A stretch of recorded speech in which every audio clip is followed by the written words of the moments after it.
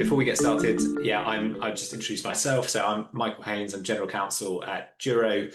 Juro is an intelligent contracting platform. We've got a really significant customer base over in North America, although we're originally from the UK. I've been General Counsel at Juro for about 3 years, but I've spent about the last 9 years in high growth technology businesses. And before that, I was an IP and privacy lawyer at a large international firm. I'm going to hand over to Jeff to introduce himself before I ask you all a quick poll question. So, Jeff. Welcome, everyone. And my favorite color is blue. That's important to know. I'm happy to be here today to talk about the transition from spreadsheet to Juro and talk about my experience with Juro. And I am happy to connect with anyone after this. I'll share my email address. Feel free to reach out, ask questions, and looking forward to sharing what my experience has been. Thank you. And Jeff, as it mentioned on the slide, you're VP and General Counsel at Chase Corporation based up in Massachusetts. Yes, Um, I've been here about 6 years. And when I first came in-house, it's a 75-year-old specialty chemical company. And I was their first in-house counsel. And I was brought in to address the risk profile of the company, given my prior experience as a trial attorney and managing litigation at another public company. We, in 2023, were taken private by a PE firm. So we're in a hyper-growth stage right now. a fun time to be there. So look, I'm going to kick it off with a quick poll so we can find out a bit more about our audience. So the question is, which of these best describes your team's top challenges with contracts today? A few options on the screen. We don't have a dedicated contract management system. Contract processes are manual and slow. Lack of standardization. Limited visibility into risk and obligations. Lack of single source of truth. And a difficult relationship between sales, legal, and other stakeholders. I think relatively evenly distributed the answers, but I think a couple of themes emerging that I can see, right, which is no dedicated contract management system, and also that difficult relationship between sales, legal, and other stakeholders. Maybe there's a connection. So I want to dive a little bit into the kind of problem state you were in, Jeff, before you started looking for kind of technology to help you on your journey. You mentioned you were a litigator before. How did that Yes. inform your approach to contracting when you first moved in-house? I think contracting is the first interaction between the entities or parties. So, what are the expectations set between the parties, what their interpretation of the agreement was, and what the risk profile was? Because I like to say to most of my other senior leaders, if attorneys made business decisions, we'd never make a business decision, we'd be out of business. So, first, understanding the contract, having the historical knowledge about the contract, and putting it in context as to what was negotiated, I think is pretty important. And having that information in a central repository is critical, I think, when you come into litigation, because when you're involved in litigation, you're looking in the rearview mirror as to what happened. So having that repository of information is critical to address the disputes that typically arise in almost most transactions. At some point in time, there's a hiccup. Yeah. And you, like me, you were first in-house legal hire at Chase. When you Yes. got in the door and everything's aflame, what was the most pressing challenge you wanted to solve first? And what was the main kind of risk you were worried about as the company's attorney? Standardizing contracts and templates and standardizing process. Because when you're a small legal department, such as what we have here at Chase, process, policy, and procedure really work well together to flatten what I call the risk profile for a company.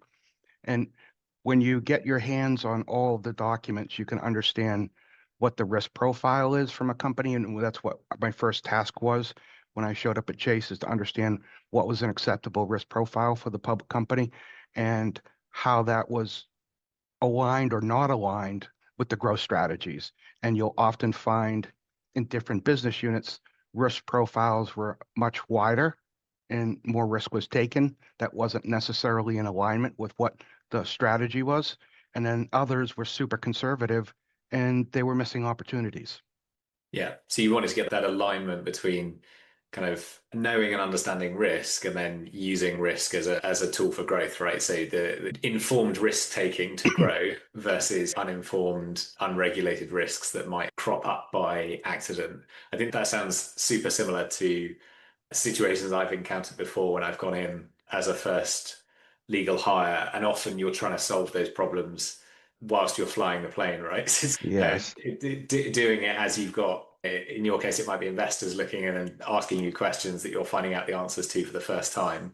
It can be a fairly scary prospect. And you do spend a fair amount of time educating the people that what I would refer to typically as the internal clients as to what they agreed to and what they didn't agree to and what is the difference between what their assumptions were and what the agreement is actually saying.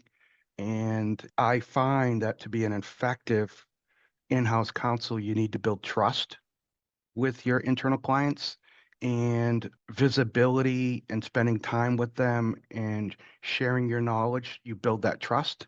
So then there's more repetition for good behavior versus what I would refer to as um, a very senior person at my old company used to say creative workarounds by the salespeople. Yeah, yeah, I think we've all been there as well.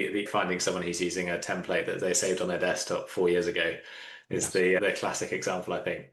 So look, there are lots of contracting solutions out there for in-house legal departments these days. Some are like incredibly complex and some are really simple. What guided your approach in terms of what you wanted to look for? I think that in my law clerk, Kate, who's a law student, helped me a lot in selecting a particular software program. We spent a fair amount of time understanding what we were trying to accomplish and aligning it with the business strategies. We recently implemented Salesforce. We have some other software platforms. So we were looking at how we were going to support the businesses because I view in-house legal as back office support. That's what we do. We help the people that make the money that funds our paychecks and supports the shareholders' investment in our organization. So I think that was one of the more critical things is how that aligned with the business strategies. And I can say we did a deep dive into a number of software programs, and I would say there's the Cadillac version, and then there is this will date my age, the Hugo version. And I would say Juro is closer to the Cadillac version, but it comes with a operating manual that is probably 2 pages because it is very intuitive.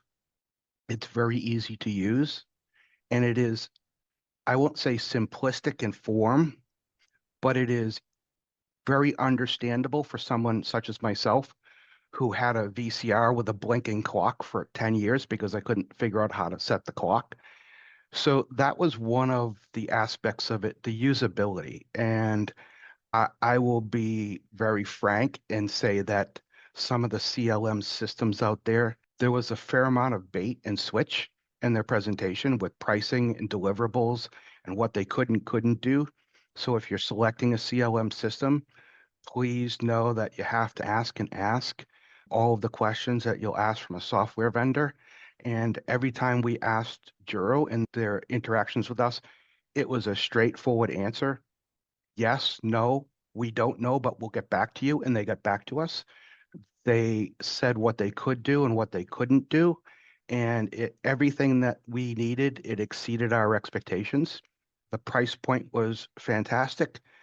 And the customer service on the front end was exceptional. For being technology challenged person, it was very important for us to select a platform like Juro. And I will say that it's not simplistic in its functionality. Its functionality is very sophisticated. It can do anything that you need it to do, and it will deliver you what you need by way of business intelligence and analytics and data that will allow you to show value add because most in-house legal departments, as we know, are viewed as cost centers. And we are able to take and capture information through Juro that transforms that narrative into we are supporting a business strategy and growth. So it's almost kind of twisting the narrative a little bit. Yeah, I'm going to be modestly British about it and not dwell too long on the product and the sales process and the customer service. But I think definitely on those points, they're things that we're super proud of, right? So we're really, for us, it's super important that we can support the contracting process end to end. So that kind of breadth of functionality that you mentioned is really important to us. But also it's a point of pride that it's easy to adopt, easy to use, no matter your level of like technical expertise. I think I'm just wondering if there's because you mentioned the kind of sales process and you've been quite happy with the process with Juro. Was there any particular moment in that process that kind of stood out to you, or was it just generally felt like you were able to ask the questions you needed to ask? I would say that Juro, the person we were dealing with, was amazingly responsive and very intuitive. And what I mean by intuitive is we would ask a question that might not be so readily apparent, and the particular person would be able to understand where we're going with it and answer the question. So I think that was very helpful because we didn't necessarily understand the software and its capabilities, but Yeah, they were under, they were keenly aware of what our objectives were in getting a system like this. So they were able to be intuitive enough to answer questions that we had yet to ask. And I yeah, think if one thing in particular really jumps out at me, it would be the constant follow-up and attention by the Juro person that we were working with, in that he was seeking to make sure that the system was adding value. Now we're spending money, you're a vendor, you want to create value, you want to do that. And I will say very frankly that we were slow to implement this because we knew historically there was resistance to change. And I think in a lot of organizations, when you're first in-house counsel and you're trying to do things a little bit differently, there's resistance to change on all fronts. So we were very slow in the implementation process because we wanted to fully understand what the system was that we were going to be getting and what we were going to be asking our business people to do. And I think that's the one point where Jura was very concerned and very invested in making sure that we were getting the product that we wanted and that it was usable. And it was more foot dragging on our side because we were a slow roll.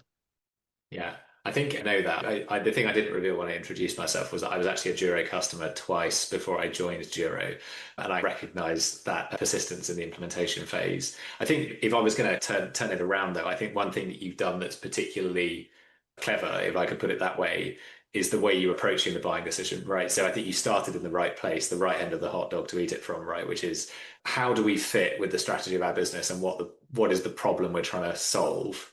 From that, you worked out your objective, and then you further down identified that technology might be a solution to that, and we're trying to fit the technology to the problem you were trying to solve. I think often you can see these things where, as a lawyer, it's very tempting to look and see a shiny piece of technology and think that's the solution to all of your problems. But I think unless you've done that hard thinking work at the start, which is how does this fit with my strategy and how does this solve the problem that I have, it's very hard then to work out whether you've actually made a difference. So I think that from a kind of a vendor's perspective is a dream to work with, right? You've got to a point where you've understood the problem and framed it.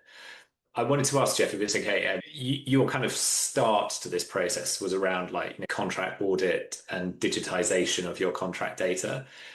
Can you Yes. tell us a little bit about that and what the benefits are of going through a process like that? I think what we first did, and I think most people can probably have some experience with this, is that agreements in most organizations without a central repository, a document management system, they're in sales desk.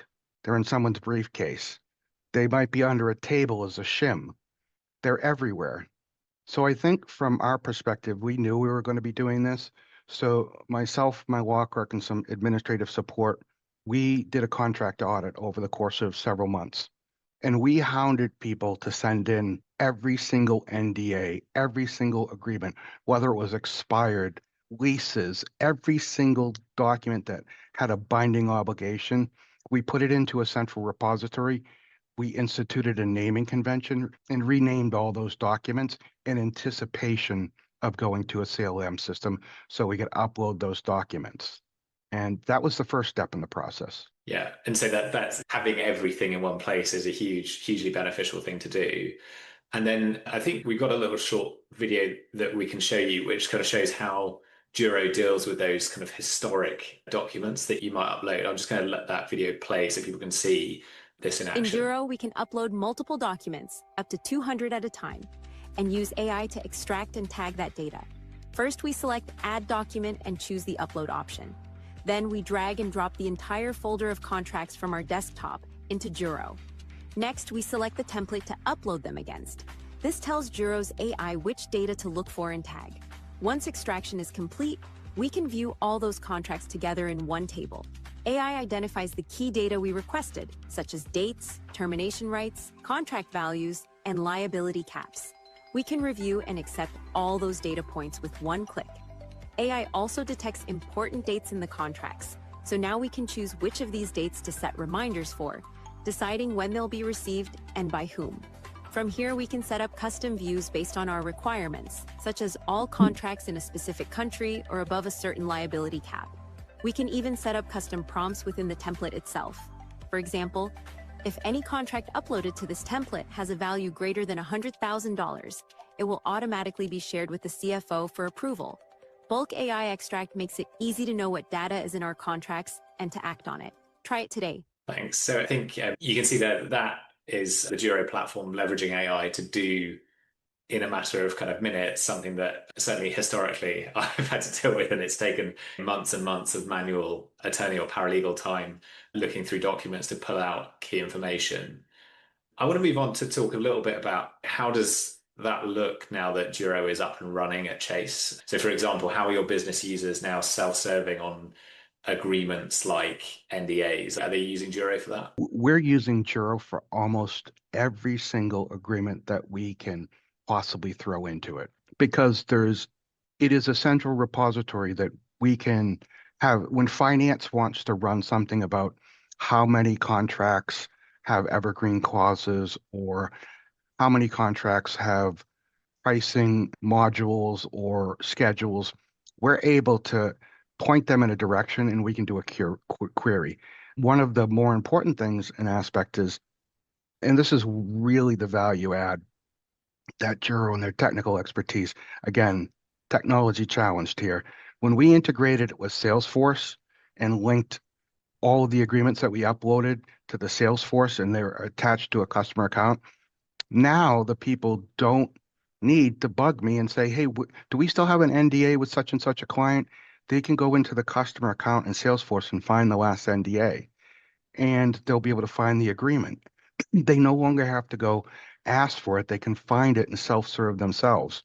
And then they can launch contract requests right from Salesforce, which is we were implementing Salesforce at the same time. So we delayed the rollout of Juro until they got comfortable with Salesforce. And that just naturally, it was just like another add-on for the business people. And I think we're now getting into the maturity stage where we're trying to use Juro to create some more business intelligence. Yeah. Yeah, I think so. Candidly, also that's like we love it when people integrate with the systems that their business already uses. Like the last thing someone in your sales team wants is another system to log into. Like we would rather they were able to self-serve on contracts and not even know Juro's doing the hard work in the background. It's probably an opportune moment just to have a little look. I know Donald was asking a question about how that Salesforce kind of creation flow works. How does someone in Salesforce create a contract in Juro? Let's take a little look at that now. By integrating Juro and Salesforce, commercial teams can create and manage contracts without leaving their CRM. Sales reps can choose from templates controlled by the legal team, which then draw information from the account, contact, opportunity, or your CPQ and insert it directly into an agreement, all within Salesforce. Juro contract templates use smart fields, which are variables that populate key elements of the contract. They can also display conditional language based on values like the size of the deal, ensuring the sales rep uses the right legal approach. From Salesforce, I can send this to legal or any other conditional approver. Legal can then review the agreement and be notified of any changes. Switching to Juro, I can view the document and the smart fields and see if any changes were required by me, the legal team, or the counterparty. When redlining this document, either through Juro or our Word plugin, changes can be made directly within the interface and will sync back up with Salesforce, maintaining data integrity. I can approve this or notify the contract owner. Returning to our Salesforce interface, you'll notice that our deal closing date will update based on these changes. This means that contracts and the CRM are always in sync. The commercial team can get contracting done within Salesforce, while the legal team is always kept informed and in control. So Donald, I hope that answered your question. Basically, you can interact with Juro as a salesperson completely iframed within the Salesforce app, so you never have to leave the program you're using. One of the challenges like technology deployments often have in legal departments, Jeff, is this like you not only do you need to get adoption by your own team and your own business, but you also need to take counterparties along with you.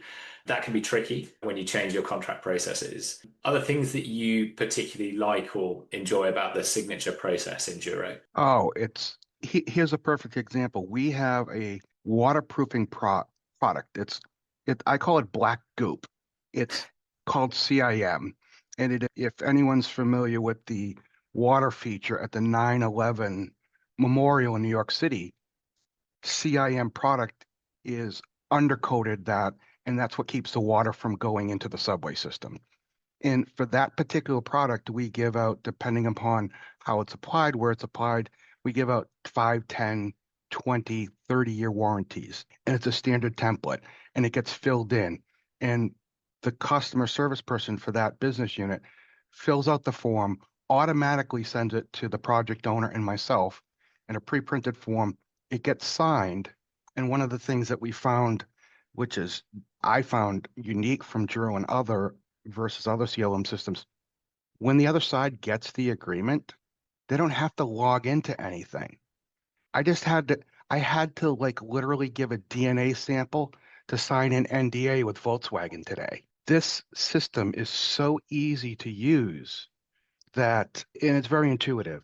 And the feedback we've gotten from third parties is, wow, this is pretty easy. And you can track all the changes in the agreement, which is helpful because you can see when the third party's made a comment on something or when the internal comment is made. It's very important. I want to step back a second because I think this is really important. I think as in-house counsel, without a CLM system, what you end up doing is becoming the hub and spokes as well. When a contract comes in and it has a quality clause, you've got to funnel it to quality for approval. You got to funnel it to finance for payment terms, funnel it to the risk management for insurance provisions. One of the blessings of this system is when they upload a contract into Salesforce, we've set up guidelines where the AI reads the agreement and it says it bounces up against a rule and it automatically sends it. So we set up default emails like Juro, quality department, Juro, finance department. So there's designated people that get that notification that they've got to review that portion of the contract. And it now takes the onus off of legal to go around and herd cats and make sure everyone's doing it. The salesperson can look into Salesforce and Juro and find out who's not been looking at the agreement and what's holding it up. So it saves a lot of back and forth communication because the visibility is huge. And also for third parties, they can see the last time you made a change to it because it gives them a notification. So the information aspect alone is a huge time saver.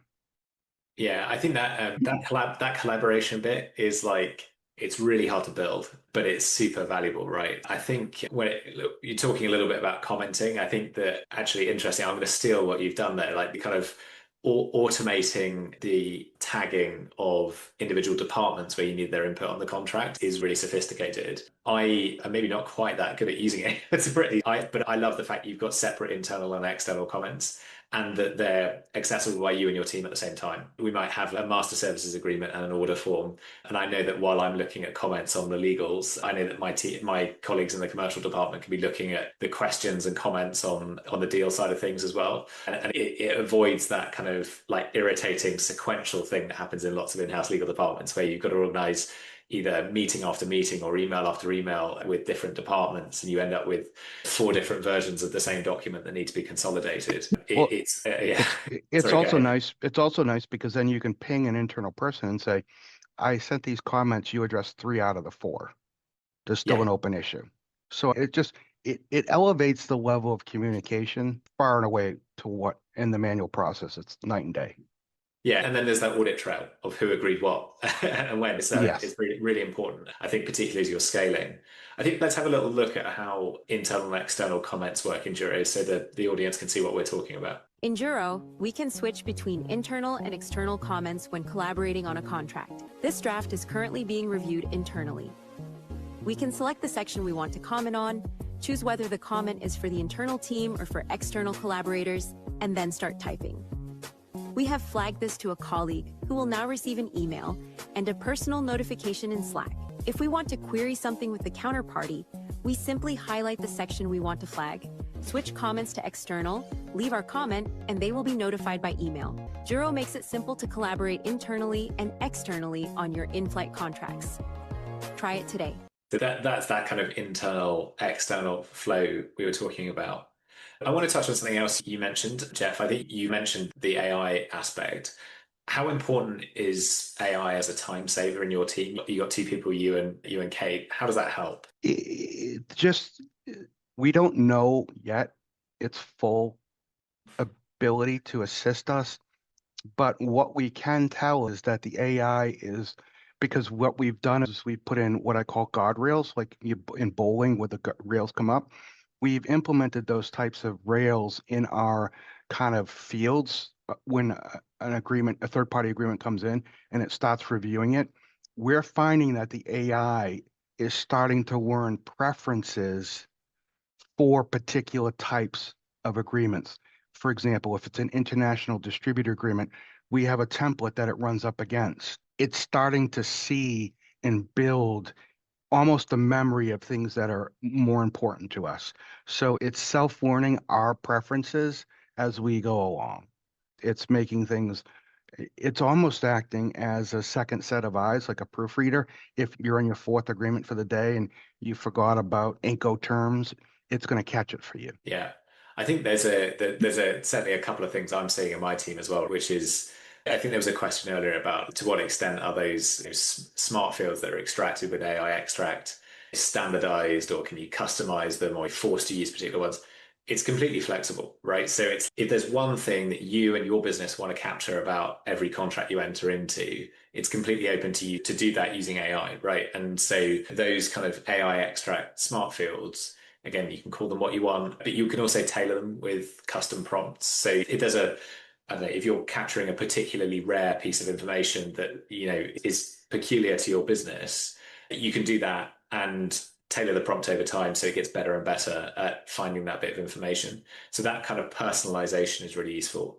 And then I also find like linking it into the workflow is really important. So it's all very well knowing bits of information about your agreement or you're using AI to redline, but actually that tie into approvals to collaboration is really important, because without that, it's just a feature that sits in isolation somewhere.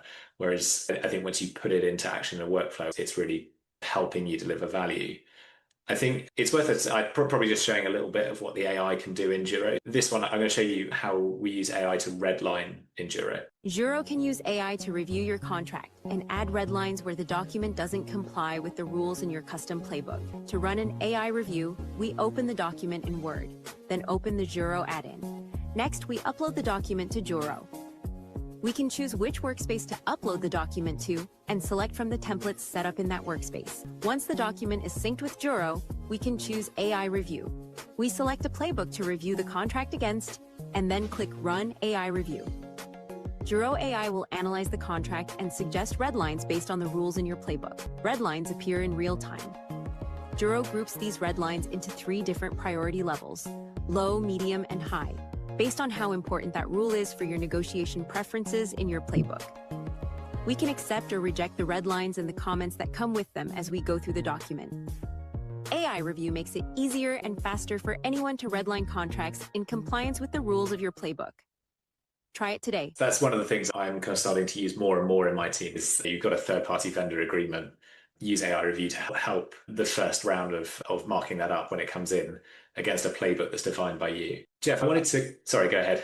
I was also going to say that what we're finding helpful for the AI review is we're putting in the guardrails of sorts in these particular fields that So I break up the reviews of agreements into commercial terms and legal terms, but oftentimes the commercial terms, the parties are not that sophisticated or understanding what the commercial aspect or potential impact is. What we've been able to do with the AI and the fields that we've created is when it goes through a commercial review, it will also share with a commercial person the reason why the change has to be made. It'll say, this rule is because of this and this. So it's almost as at the same time reviewing it, it's also educating the internal client. Yeah. Yeah, exactly. And then Christiana just popped up with a question, which I'm going to answer because we're here about playbooks and whether they're built in the Juro system or kind of external things.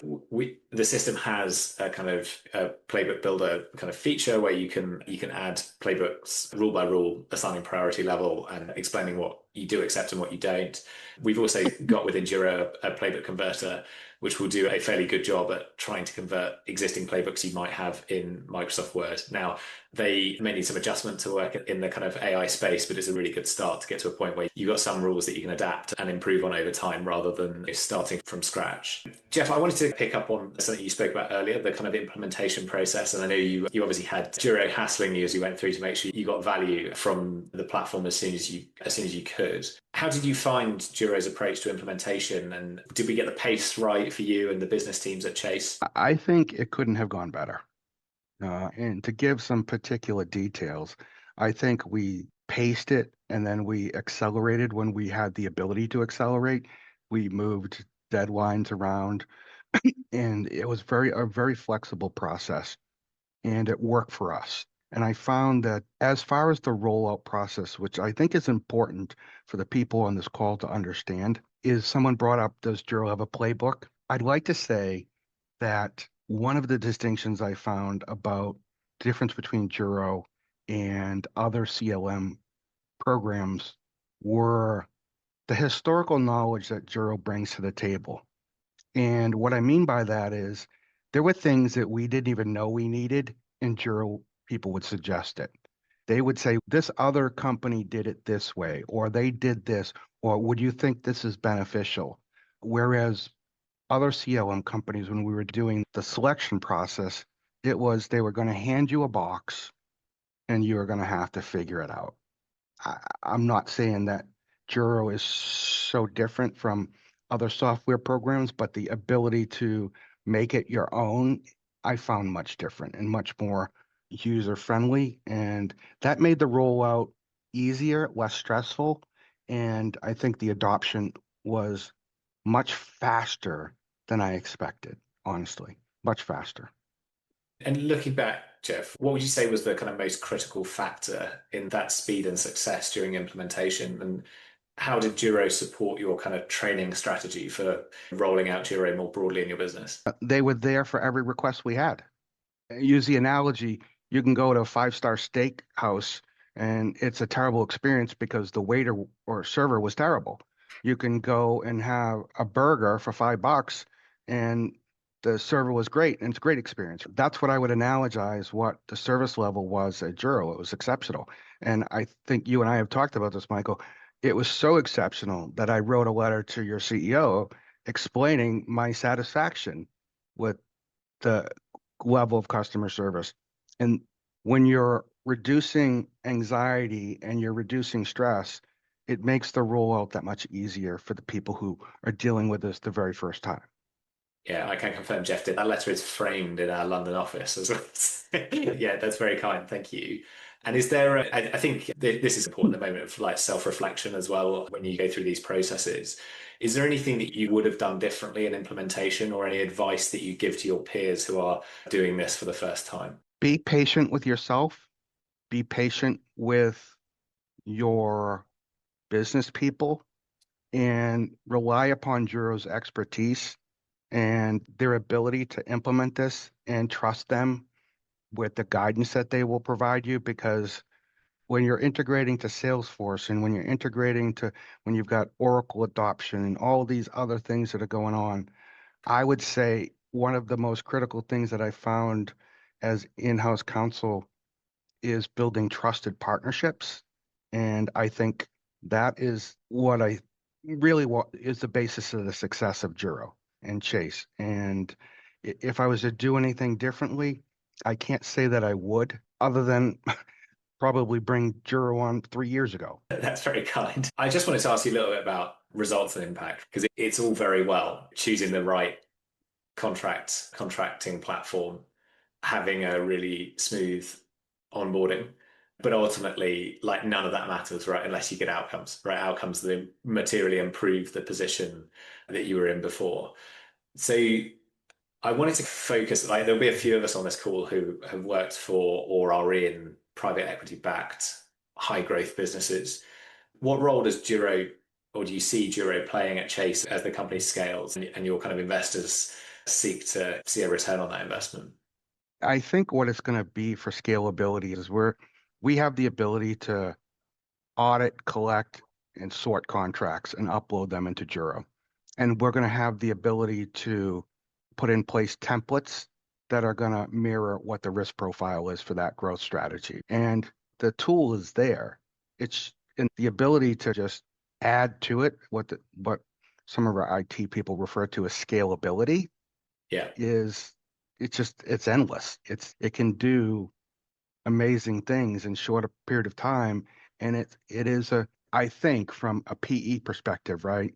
Because we were public and we were brought private, going through that process, I think upon the exit strategy for the PE firm, when they're doing the sale process, you're going to be able to identify by metrics your top 50 suppliers, what contracts are at risk that are coming up, and key contracts that are coming up in the next 2 years. You're going to be able to provide due diligence responses from Juro that would be a very cumbersome process if it was done manually or in some other system. Yeah, I completely empathize with that experience as well. So I was lucky enough to be at a publicly listed company that was bought and taken private by a private equity fund, and we went through exactly that same process. And so the ability to produce useful, actionable information quickly, and these things are always quick, right, to prospective investors or prospective buyers is absolutely critical. And I can definitely see how, like with the repository use that you're talking about, say all of your contracts in Juro with all of this key information extracted would be really useful. And I guess also one other track for these kind of private equity owned businesses is that kind of inorganic growth, acquiring other businesses and bringing them into your group. Do you think there's a role for kind of a contract platform like Juro in there as well, bringing an acquired business's database of existing contracts in and analyzing them as they merge? It's part of our integration process already. There is a integration process in place to do exactly that. Great. And definitely finding the skeletons early in those kind of integration processes with newly acquired businesses is absolutely critical. I think the other thing that I've seen in my experience, just to mirror what you said as well, is the flexibility of the platform to adjust to your corporate journey changing over time. I think I've now used Juro in early venture capital backed growth businesses. I've used it in private equity backed growth businesses, and I've used it in publicly listed companies with stock exchange listings in London and New York. And actually in each of those, I was able to adapt use of the platform to suit the kind of regulatory or investor environment. You've probably been through this process if you get bought by a private equity fund, you come in and they give you a kind of manual of rules about things you're allowed to do and things you're not allowed to do without their say so. And I think implementing approvals processes is very useful around that kind of regulation from investors. I think, and this is a very simplistic analysis, back in the day when I was in law school and I was clerking at a law firm and I was talking with a partner, and he always kept his office really nice and clean. The files were neat and organized.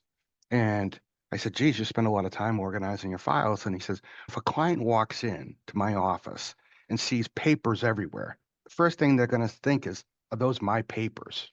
Just the optics of being organized and looking what you're doing, I think adds value. And if you, on an exit for a PE or venture-backed company, I think having that level of transparency it adds value. Yeah. Yeah, it's a really important point. I couldn't say it better. So look, Jeff, thank you very much. I think we've got some time at the end here for some questions and answers. I've seen a few dropping in. So someone asked, does the AI need to be trained by each specific customer, or are there out-of-the-box clauses? No is the short answer. The slightly longer answer is we've optimized for two things. So one is flexibility. So the ability to choose whatever data point you want to get out of your contracts using AI extract, do it. Whatever positions you want to take using AI review to negotiate and redline your contracts, do it. The other thing we've optimized for is confidentiality and privacy, right? So although we use like market leading LLMs from very well known household providers that you will have heard of, like OpenAI and Anthropic and Google, we build those in such a way that none of those vendors are able to access or train on your data. Like we knew that the in-house counsel use case, right? And we know we've all got professional obligations of secrecy. So we were very keen to build in a way that absolutely entrenched those in the way that the product works. We do have a specific question for Jeff, which is that this is someone who is looking at CLMs, including Juro, and they wanted to know, how did you find the AI review of legacy documents that was turned out? It exceeded my expectations. If you put your documents in a format that the AI can read it and interpret it, you're going to get what you want out of it. What models does Juro use, or is it a proprietary SLM? We don't run our own proprietary language models. The reason for that is there are extremely well-funded, very large, generally Californian tech companies out there that are investing billions in building large language models that are trained on petabytes of data. But what we do invest a lot of time and effort in is applying those models in a way that works for a legal use case. Both the kind of privacy and confidentiality stuff that I spoke about, but also rigorously building and testing around contract use cases. So enabling you to get a quality of output that you won't get by just shoving a document into ChatGPT, for example. So yeah, we work with, particularly at the moment, OpenAI, Anthropic, and Google, but we're model agnostic. So we can build and add on over time in future as those models develop. But we think the better people to develop those models are the people with very deep pockets. Makes sense. All right. Someone else said, I'd love to know if Juro can handle the entire org tree's contract needs, like employment agreements, vendor, customer contracts, and the related nuanced data capture needs. Really good question. So the short answer is yes. Slightly longer answer is we've got customers who use it across all sorts of different use cases, from sales contracting, which is the one that we've spoken a lot about here, vendor contracts, procurement, all the way into resources, employee stock options. I use Juro for like board governance stuff, like minutes and things, and shareholder resolutions, all that kind of stuff. The flexibility is one of our superpowers. We've definitely, and I think if you've got a use case in mind, we've probably seen a customer do it. I think it has so many applications, and we're looking at for onboarding people through HR when they sign their offer letter, there'll be a trigger to send out a patent assignment invention form for them to automatically sign, and we'll notify them that they're getting that from Juro. So you think of it, you can probably figure something out and how to use it. Again, just think about it as a giant file cabinet that you can use for all sorts of documents. And we've started to use it for leases to trigger renewal dates, or more importantly, because I've run into this, certificates of insurance renewals. So Donald, whose question you answered earlier, had a follow-up question, and thanked you for your answer to the first one. But can Juro do a system-wide search of the contracts in Salesforce libraries and searches for certain terms, et cetera? I'm not sure I know the answer to that. I think definitely to the extent that all of your contracts are in Juro and you've done that upload exercise and then integrated with Salesforce, so that as Jeff's business at Chase has got, each contract's got linked to an account in Salesforce. I'm not sure how it would work the other way around. That might be one that we need to come back to you on. I can talk to Sharon or Henry in our implementation team who would know the Salesforce integration like the back of their hand, and so would be able to answer that question. Someone else asked, are the comment emails / Slacks individual or compiled into one communication per person once you close out of the document? Comments are individual in the way that, like, just in Microsoft Word, you've got an individual author on each comment that you make in Microsoft Word. It's just like that. And then with the self-learning, is it able to differentiate between what you agree to after negotiation versus what your preferred starting point is? So is there clause creep? Again, that's a really good question. Something we're working on at the moment, and my product team's not on this call, so I'm going to do something that's going to put me in danger with them. We're investing a lot of time this quarter on precisely that situation, right? You've got a template, you're negotiating with a counterparty, you go back and forth, and you kind of want to work out how far you end up away from your standard position. So firstly, you can always, within Juro, the platform itself, compare version 1 against version 26 when you're just about to sign. So you can always do that and see where you've got to. So that's the manual check. And we're also working on methods by which AI review can help you with that process, making suggestions about which of those changes you should and should not accept based on your template and a playbook that goes with that. But that is forthcoming, I would say. Are playbooks built within the Juro system, or is it something that someone would build separately and then upload, is the final question that I have. You can set up collections of rules based on points that you often see, but you can also take existing Word document playbooks. We've got a playbook converter, which does a reasonable job at converting those Word documents into the kind of Juro format that's used by our AI review. So at least you've got a starting position and you're tweaking rules rather than writing them from scratch. One other beautiful thing about Juro is one of the things that we incorporated is we put in place in Juro a delegation of authority matrix. We'll identify who has authority when reviewing a particular contract, if it's a payment term 90 days versus 30 days or 60 days. As far as the playbook goes, I'm happy to share my resource, my law clerk, Kate, who has done a great job of setting up our playbook, and people can feel free to contact me as well. Happy to help out however we can. That's a very kind offer. So yes, reach out to Michael, reach out to Jeffrey.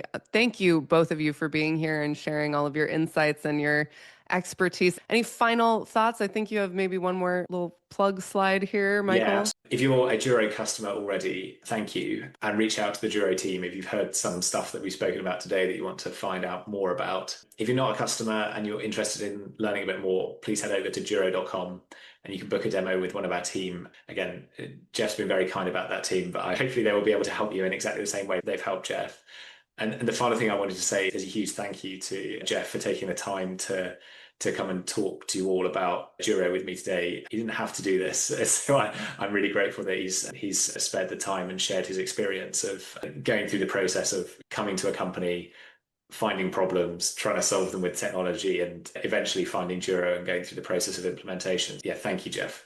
I thank you. I have a strong philosophy of peer support in the legal community, and happy to help out peers because I certainly didn't get where I am by myself. It was a collaboration of mentors and mentees and people that were willing to pick up the phone or answer an email. I view this as part of the process of limiting the number of lawyer jokes that get created on an annual basis. This is what we're all about here. So we love to hear that. Thank you so much. Yeah. And thank you to both of you for taking the time. Thank you to all of you for being here. Please go register for more of our upcoming events. I just popped the link to our upcoming events page in the chat. Thank you so much to all of you. We hope you have a fantastic rest of your day.